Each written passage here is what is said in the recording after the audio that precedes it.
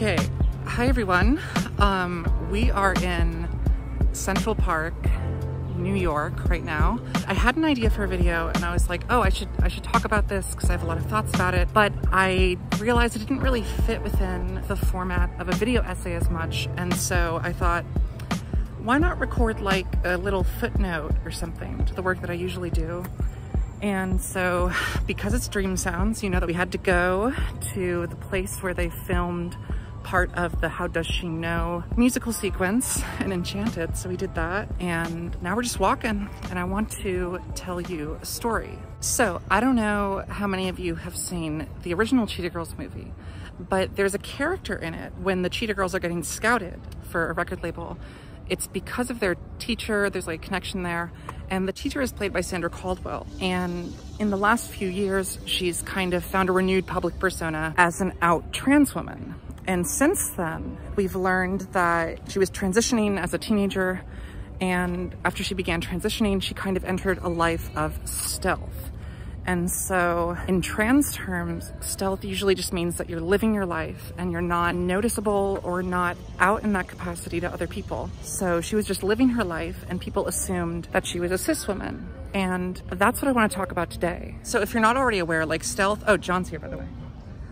Stealth in the trans community is something that is kind of viewed as like a generational divide, because there was a point in history where the general protocol, where if you were trans, was just, okay, here are some hormones, we're gonna do some surgeries, you're gonna move away and cut off contact with pretty much every single person you know. And then eventually at some point you'll rejoin society as a new person and no one will know. That sounds like a sort of repressive way of going about being trans, but it was also just the history back then. And so a lot of people lived their lives that way. And that seems to be what Sandra Caldwell did. But what I want to talk about is that it's not a generational divide.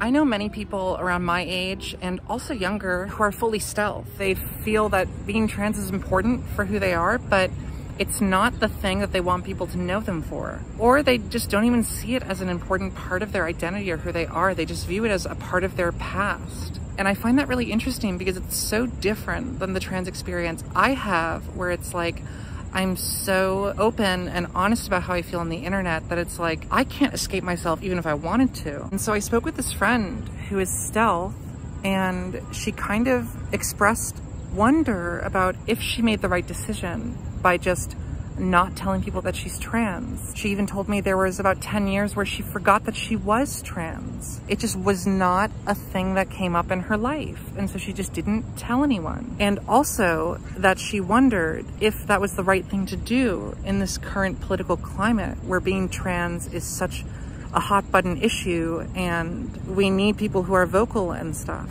And my perspective was honestly like, you're not doing anything wrong. You're just living your life the way you want to live it. And if people don't think that that is part of the trans experience that we have right now and that we need in this current political environment, then fuck them. I mean, I don't know. It's regardless of what people think your trans experience should be, whatever you are experiencing while you're trans, as far as I'm concerned, that is part of trans experience.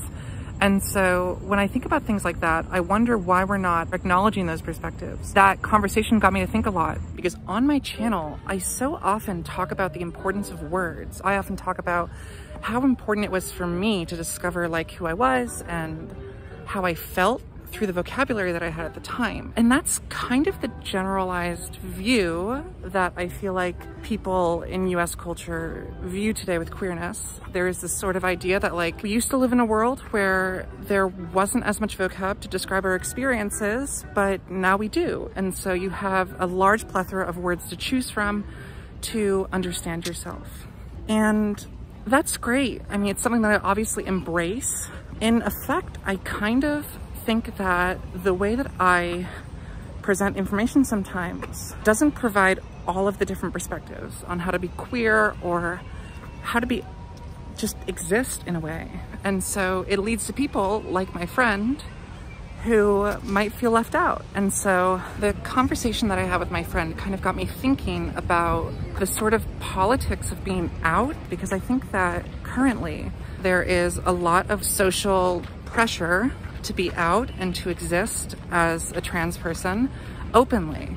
But I don't really know how I feel about the general narrative of quote unquote being out, because it doesn't really, it presents one way of being out. And that particular way is identifying yourself and using words to describe yourself. I know some people who aren't necessarily out in that traditional way, like they don't go to pride parades. They aren't 100% explicit about themselves being trans, but like if you are someone who sleeps with them, you know what's up with their body. Even if they may not use the word trans as like an identity in the same way that so many people do. I don't know, I find that really interesting. Like I wouldn't say that's closeted, but I also wouldn't say that that is out in the same way that many people think when they think of being out. And one of the reasons I'm making this is because I kind of want it to be a companion piece to the videos that I usually make. Because when I make videos, I speak about my experience and I talk about my relationship to like vocab, to discovering myself, and how I came across all of those things at once. But I recognize that that is just my experience. And my experience does not mean that that is the only way that you can experience these things or the only way that you should interpret them. And I think that this video can kind of be like a discussion. Like I want y'all to comment your opinions. Like how can we talk about the whole scope of how you can express yourself as a queer person without allowing ourselves to get into these traps where it's like, oh, I feel this way, and because I feel this way, everyone else has to. Because that's really, I don't believe that's the case. I feel like there's this sort of implication that in history, we used to have a lot of different words to describe queer experience. And on my channel, I talk a lot about the evolution of that, like how certain words have changed and how we've gotten to the certain vocab that we have today. But I think that there is kind of a weird implication with stuff like that, because we acknowledge that today we have a more inclusive vocab that allows us to talk about a wider scope of queer experience. But in certain spaces, I kind of get the vibe that if you don't use this vocab in the exact way that it was intended, well, then you're not on the right side of history. And that's what I kind of have an issue with, because I don't really believe that. I mean, I think that there are so many different ways to express yourself and think about your experiences. And the fact that we're talking about the importance of words like this doesn't mean that words have to be important. Like, it's just an individual thing. So I'll give you a more concrete example. So I used to identify as non-binary, and I've been in a relationship with John for the last 5 years, pretty much. And when we first met, I was like, I don't really know how to describe this relationship. John identifies as a gay man. I identified as non-binary, but same-sex attraction or saying gay implies, I guess, with the definition, that there is some sort of same gender attraction, which wasn't really the case. But that being said, there wasn't really a word to describe that type of relationship. So we just said gay, because that is the easiest way to approximate our experiences. My relationship to the word gay kind of changed when I realized I was trans, because part of my fear about that was thinking about John and just like our relationship. I kind of still identify with gay in a way. I am only attracted to men, and I am a woman, but I still think of myself as gay. When I look at history, specifically trans history and stuff, the people I identify most with are like Sylvia Rivera or Marsha P. Johnson, people who might have used the term transgender in our modern day, but who didn't. I think I've always identified more with these people in history who have allowed their gender expression in a particular way to just be described as gay in a sense, which isn't conceptually accurate in the same way that we talk about trans experience today, but it was just what they wanted to use at the time. So I think that the ways in which we relate to words can also be related to just like age and the circumstances in which we grew up with. And for those of you who don't know, I'm 27, John is 61. And so he grew up in a much different time than I did. And so I wanted to ask him kind of about what his perspective on these things was, and like what it was like really just growing up as gay or homosexual in a time before you knew what that really meant. Like, Hi, everybody. I pretended I wasn't gay until I was in my mid-20s, and then I finally came out. And I had a girlfriend for 4 years before I had my first boyfriend. But I didn't completely consider myself bisexual. And I think I tend to like the word queer now because it encompasses so many more meanings than just gay or straight or bi.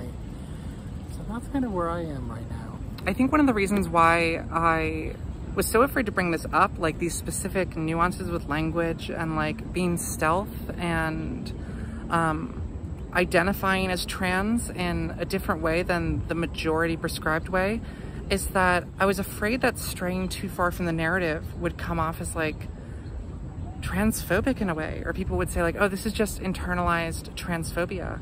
But the more people I talk to, like the more friends that I open up to about these things, I start to learn that it's not just me who has very individual experiences with like these words. And so I thought, you know, even if my experience is a bit unique or is a bit uncommon, me being open about it and being honest about just the unique relationships I feel like I've developed with these terms of identity and stuff, maybe that'll help other people realize that they can also be individual about it and that it doesn't have to be a zero-sum game. You don't have to always find the exact words that describe exactly how you feel.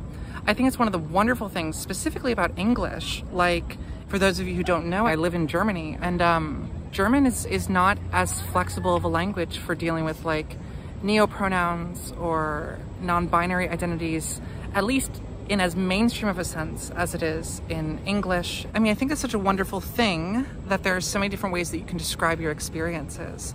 I also wonder if describing your experiences isn't always the point. I think there's also something to be said for just letting things happen. Because as I mentioned, I had that conversation with that friend earlier who is stealth, and it made me think a lot about the ways in which I express queerness on the YouTube channel that I have.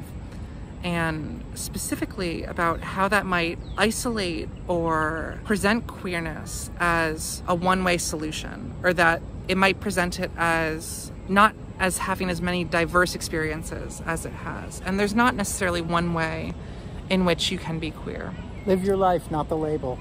But I do want to share with you a story because I have a downstairs neighbor. For sake of the story, I will label her as Sarah. Sarah is an older woman who I believe is in her late 60s. She doesn't speak English, but she does speak Hungarian, Polish, Italian, and German. So I only speak German. So we talk in German. And one day she loved my last name because it's Italian, and she was telling me about her Italian ancestry and stuff like that. And she started talking to me about how the person who lived in my apartment previously, she said, you know what, he was also living with his colleague. And as soon as she said colleague, this is before I came out, before I transitioned. And so as soon as she said colleague, I was like, oh, okay, I get where this is going. So she continues talking to me and she says, oh yeah, this guy lived with his colleague and we would always hang out. They would come over for dinner. His colleague only spoke English, he didn't speak German. But I would always invite them over if I had extra food, and if they made extra food, they would always invite me over for tea. So anyway, they were really good friends, and she was telling me that she thinks it's wonderful that they were together, and she says that love is the most important thing in the world, and no matter if you're a man or a man or a woman or a woman. And I was like, okay, I get what she's saying. For some reason, she's not saying gay, but she said he was living with this colleague. I know this story. And so I thought that was really interesting because we've kind of become friendly with each other over the last like year since I moved into my apartment, and I kind of love that. Like, I think that this is this woman who is from a completely different experience, a completely different time and place, but she's clearly supportive of queer people, even if she doesn't have the same exact vocabulary that I do.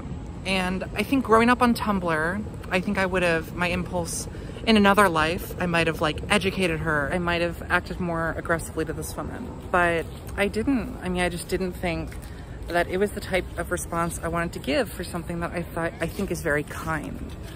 And when I think about specifically queer social justice as it exists online in the US of A, I think about people saying things like intent isn't as important as impact. And while I understand that impulse, I think I fundamentally just disagree. Like, here is a woman who is being incredibly kind to me, and I think it would be very petty to get upset at her for ultimately a very small nuance, like something that I would like to help her understand more directly, but something that doesn't really have to be understood in that moment for me to understand that she supports me. I think the thing is that I've seen so many people use the right words to say the wrong things. And I've seen people like my neighbor who use the wrong words in the right way, but still show empathy and support. And this person like continued to support me. There were some funny moments at the beginning of my transition where I would step out as myself, and she always like smokes out the window looking at people. And so she'd see me and I would be like, can't explain now, I have to go to work, bye, I'll talk to you later.